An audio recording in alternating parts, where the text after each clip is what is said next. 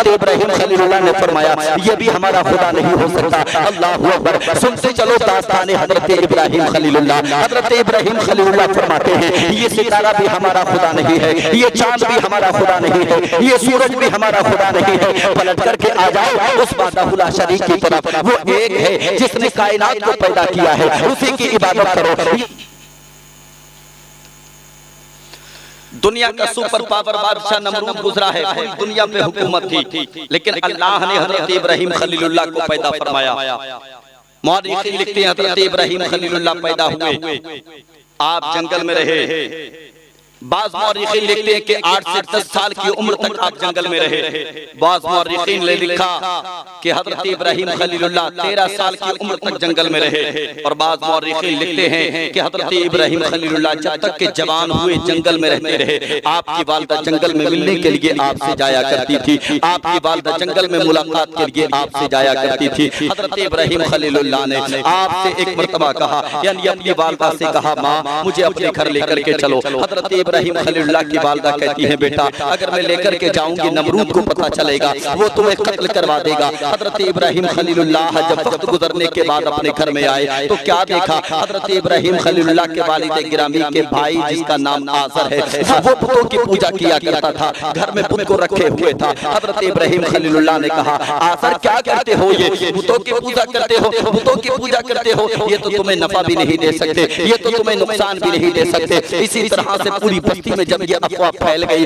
حضرت ابراہیم خلیل اللہ ہیں جو بتوں کی مخالفت کرتے ہیں، ہمارے بتوں کی مخالفت کرتے ہیں، ہمارے خداؤں کو جھوٹا کہتے ہیں۔ اللہ اکبر، ایک دن بہت سارے لوگوں کی بھیڑ نے حضرت ابراہیم خلیل اللہ کو گھیر لیا۔ حضرت ابراہیم خلیل اللہ نے ان تمام تر مجمع والوں سے مخاطب ہونے کے بعد فرمایا تھا بتاؤ میرا خدا کون ہے؟ یہاں کچھ لوگ اور طرف چلے جاتے ہیں، ذہنیت کو کسی اور طرف مبذول کر لیتے ہیں کہ بتاؤ حضرت ابراہیم خلیل اللہ کو پتہ نہیں تھا کہ ان کا خدا کون ہے۔ نہ میرے بھائی، یہاں مقصد یہ نہیں ہے کہ ان کو معلوم نہیں تھا کہ ان کا خدا کون ہے، اس لیے کہ وہ تو اللہ کے پیغمبر تھے، وہ تو اللہ کے خلیل تھے، وہ جانتے تھے میرا رب کون ہے۔ یہ مجمع کو ایک ذہن دینا مقصد حضرت ابراہیم خلیل اللہ نے فرمایا بتاؤ میرا خدا کون ہے۔ لوگوں نے آسمان کے ستارے کو دیکھا اور دیکھنے کے بعد کہا یہی ہمارا خدا ہے۔ اللہ اکبر، کچھ وقت گزرا، وہ ستارہ ڈوب گیا۔ حضرت ابراہیم خلیل اللہ نے فرمایا جو ڈوب گیا وہ ہمارا خدا نہیں ہو سکتا۔ لوگوں نے چاند کو کہا یہ ہمارا خدا ہے، وہ بھی ڈوب گیا۔ حضرت ابراہیم خلیل اللہ نے فرمایا یہ بھی ہمارا خدا نہیں ہو سکتا۔ لوگوں نے سورج کو کہا یہ ہمارا بڑا خدا ہے، وہ بھی غروب ہو گیا۔ حضرت ابراہیم خلیل اللہ نے فرمایا یہ بھی ہمارا خدا نہیں ہو سکتا۔ اللہ اکبر، سنتے چلو داستان حضرت ابراہیم خلیل اللہ۔ حضرت ابراہیم خلیل اللہ فرماتے ہیں یہ ستارہ بھی ہمارا خدا نہیں ہے، یہ چاند بھی ہمارا خدا نہیں ہے، یہ سورج بھی ہمارا خدا نہیں ہے، پلٹ کر کے آ جاؤ اس وحدہ لا شریک کی طرف، وہ ایک ہے جس نے کائنات کو پیدا کیا ہے، اسی کی عبادت کرو۔ یہ جھوٹے خداؤں کی عبادت کرنا چھوڑ دو، یہ اپنے بتوں کو پوجنا چھوڑ دو۔ حضرت ابراہیم خلیل اللہ کی جب اس بات کا پتہ نمرود کو چلا، حضرت ابراہیم خلیل اللہ نے نمرود کے سامنے جا کر کے چیلنج کیا، نمرود سے جا کر کے مقابلہ کیا، اور پیغمبر اسلام کے دیوانوں یہاں سنتے چلو، میرے نبی کا فرمان بھی سنتے چلو۔ مصطفیٰ جان رحمت فرماتے ہیں کہ ظالم بادشاہ کے سامنے جا کر کے حق بات کو بیان کر دینا یہ سب سے بڑا جہاد ہوا کرتا ہے۔ حضرت ابراہیم خلیل اللہ نے کون سا جہاد کیا ہے دیکھیں، بہت بڑا جہاد کیا۔ وقت کے سپر پاور کے سامنے جا کر کے حضرت ابراہیم خلیل اللہ فرماتے ہیں خدا ایک ہے، اس کا کوئی شریک نہیں ہے، اسی خدا کی عبادت کرو، یہ بتوں کو پوجنا چھوڑو، یہ اپنے جھوٹے خداؤں کی تعریف کرنا بند کر دو۔ اللہ اکبر، حضرت ابراہیم خلیل اللہ نے نمرود کے سامنے جا کر کے کہا میرا خدا وہ ہے جو موت بھی عطا کرتا ہے اور زندگی بھی عطا کرتا ہے۔ نمرود نے جب اتنا سنا کہ خدا وہ ہے جو زندگی دینے پہ قادر ہے، جو موت دینے پہ قادر ہے، نمرود کی عقل کا اندازہ لگائیں آپ۔ وہ کہنے لگا ابراہیم یہ کام تو ہم بھی کر سکتے ہیں۔ ایک شخص کو بلایا گیا جس کو کل پھانسی ہونی تھی، حضرت ابراہیم خلیل اللہ کی موجودگی میں نمرود نے اس کو رہا کر دیا۔ دوسرا برابر میں بیٹھا ہوا تھا، اس کے قتل کا حکم دے دیا، یعنی جس کو پھانسی کی سزا دینی تھی اس کو رہا کر دیا گیا، اور جس کا کوئی گناہ نہیں تھا، جس کا کوئی جرم نہیں تھا، اس کو نمرود نے قتل کروانے کے بعد کہا ابراہیم دیکھو ہم نے اس کو موت دی ہے جبکہ اس کی موت نہیں تھی، ہم نے اس کو رہا کر دیا ہے جبکہ اس کو پھانسی کا حکم ہو چکا تھا۔ حضرت ابراہیم خلیل اللہ اگر چاہتے تو اس کی اس دلیل کو جھوٹا ثابت کر دیتے، اس لیے کہ موت اور زندگی کا معاملہ یہ نہیں کہ آپ کسی کو مار دو یا آپ کسی کو چھوڑ دو، زندگی اور موت کا معاملہ یہ ہے اللہ وہ ہے جو روح ڈالتا ہے، اللہ وہ ہے جو روح نکالتا ہے، یعنی بندے کو زندگی بھی دیتا ہے اور بندے سے زندگی واپس بھی لیتا ہے، اللہ وہ ہے جو زندگی دینے پہ قادر ہے اور موت بھی دینے پہ قادر ہے۔ اللہ اکبر۔ جب نمرود نے یہ کام کیا، حضرت ابراہیم خلیل اللہ نے اس دلیل کو نظر انداز نہیں کیا، حضرت ابراہیم خلیل اللہ نے اس دلیل کا بائیکاٹ نہیں کیا۔ حضرت ابراہیم خلیل اللہ فرماتے ہیں اے وقت کے بادشاہ سن سن، میرا خدا وہ ہے جو مشرق سے سورج نکالتا ہے اور مغرب میں غروب کرتا ہے، اگر تو واقعی خدا ہے تو پھر مغرب سے سورج کو نکال اور مشرق سے غروب کر دے۔ اتنا جب سنا فبہت الذی کفر، تو پھر وہ کوئی جواب نہ دے سکا، کوئی دلیل پیش نہ کر سکا۔ حضرت ابراہیم خلیل اللہ کی اس بات کو سننے کے بعد وہ ذاتیات پہ حملہ کرنے لگا۔ آپ نے دیکھا ہوگا جب آپ کی بات سے کوئی مطمئن نہیں ہوتا ہے، جب آپ کی بات سر چڑھ کے بولتی ہے، جب آپ کا حق اجاگر ہوتا ہے تو پھر مقابل میں آپ کے آنے والا آپ کی ذاتیات پہ حملہ کرتا ہے، پھر آپ کے نفس پہ حملہ کرتا ہے۔ نمرود نے بھی یہی کیا، جب اس نے دیکھا کہ ہماری دلیل کوئی کام نہیں آ رہی ہے تو پھر نمرود نے کہا آتش کلا تیار کرو، آگ جلائی جائے اور ابراہیم کو آگ کے شعلوں کے حوالے کر دیا جائے۔ اللہ اکبر۔ یہ وہی ابراہیم خلیل اللہ ہیں جب سارے لوگ مل کر کے میلے میں گئے تھے، حضرت ابراہیم خلیل اللہ ان کے بت کدے میں آئے اور آنے کے بعد بہت سارے بتوں کو جب دیکھا، کلہاڑی سے کسی کا ہاتھ کاٹا، کسی کا پیر کاٹا، کسی کا کان کاٹا، کسی کی ناک کاٹی، کسی کی منڈی کاٹی، اور اس کے بعد بہت بڑے بت کی کاندھے پہ حضرت ابراہیم خلیل اللہ نے اس کلہاڑی کو رکھا اور رکھنے کے بعد چلے گئے۔ جب دوڑ کر کے لوگ واپس آئے میلے سے نا، دیکھا کہ ہمارے بتوں کو کسی نے مار دیا ہے، ہمارے بتوں کے کسی نے ہاتھوں کو کاٹ دیا ہے، کسی نے پیروں کو کاٹ دیا ہے۔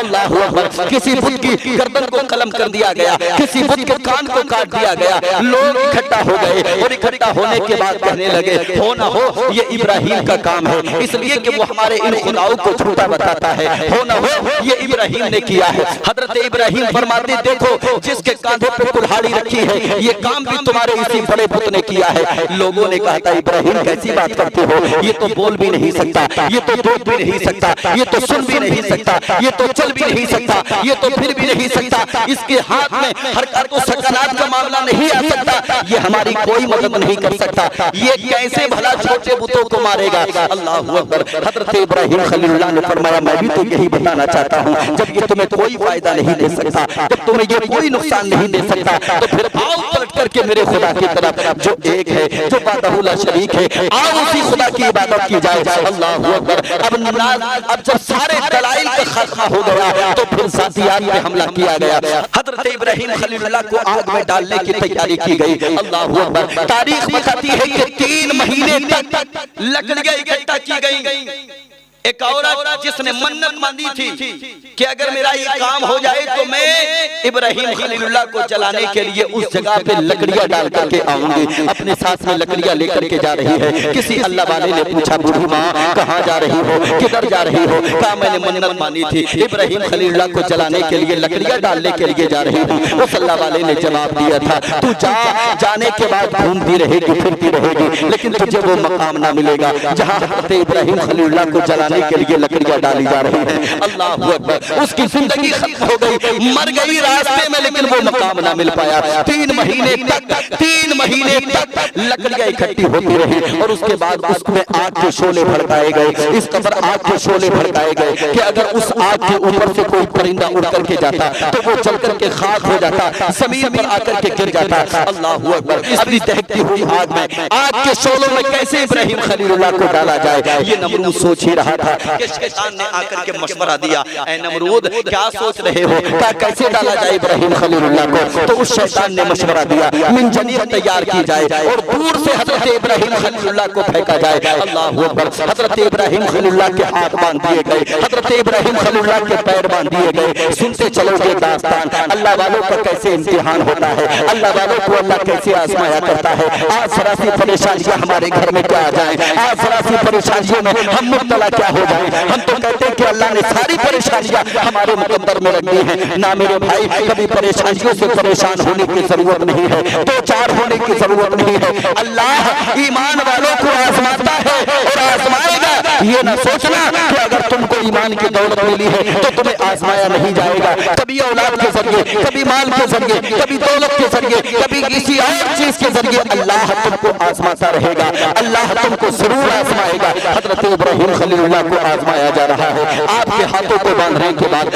آپ کے پیروں کو باندھنے کے بعد منجنیق میں جب آپ کو ڈال دیا گیا، اللہ اکبر، اللہ کی بارگاہ میں جب ملائکہ نے عرض کیا کہ پروردگار عالم تیرا ایک ہی تو بندہ ہے جو روح زمین پر تیرا نام لینے والا ہے، جو تیرے نام پہ لڑ جانے والا ہے، آج اس کو بھی آگ کے سپرد کیا جا رہا ہے، آج اس کو بھی آگ کے اندر ڈالا جا رہا ہے۔ اللہ نے فرمایا ملائکہ سے فرشتوں سنو سنو، اگر تم چاہو تو جاؤ میرے خلیل کی مدد کر دو، اگر وہ تمہاری مدد لے لے تو جاؤ، تمہیں اجازت ہے جا کر کے میرے خلیل کی مدد کرو۔ حضرت ابراہیم خلیل اللہ کی بارگاہ میں پانی کا فرشتہ آیا اور آنے کے بعد کہنے لگا اے اللہ کے خلیل اگر تم اجازت دو تو میں اس قدر برسات برساؤں گا کہ یہ آگ کے شعلے بالکل ٹھنڈے ہو جائیں گے۔ اللہ اکبر۔ حضرت ابراہیم خلیل اللہ فرماتے نانا مجھے تیری مدد کی ضرورت نہیں ہے۔ پھر ایک اور ہوا کا فرشتہ آیا، آنے کے بعد کہنے لگا اے اللہ کے خلیل اگر تمہاری اجازت ہو تو ایسی تیز آندھی لے کر کے آؤں گا، ایسی تیز ہوا چلاؤں گا کہ یہ ساری آگ برہم برہم کر کے ڈال دوں گا،